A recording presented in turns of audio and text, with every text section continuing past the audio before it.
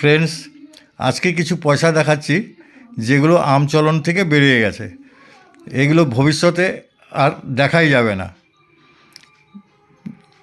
এগুলো প্রথম 1 পয়সা চালু করেছিল, 1 নয়া পয়সা। সেটা ছিল ব্রোঞ্জের তৈরি, 1957 থেকে 1964 অবধি। তারপরে অ্যালুমিনিয়ামের পয়সা 1966 থেকে 1972। তারপরে 2 পয়সা কপার নিকেলের 1957 থেকে 1964।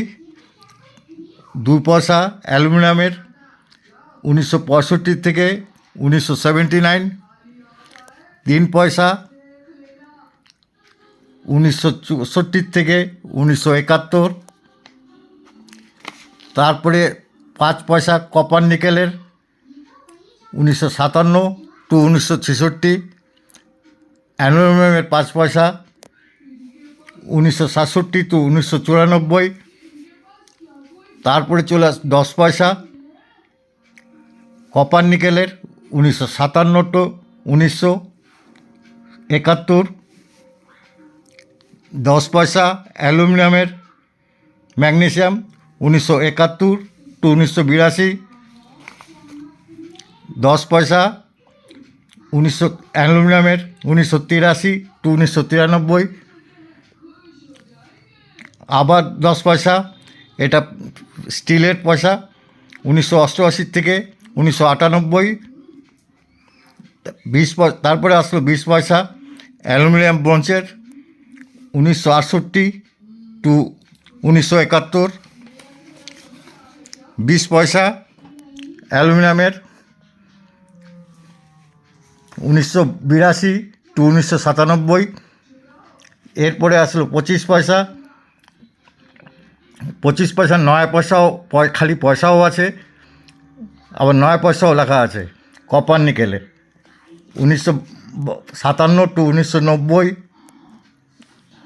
আবার 25 পয়সা স্টিলের গন্ডার ছাপ 1988 টু 2002।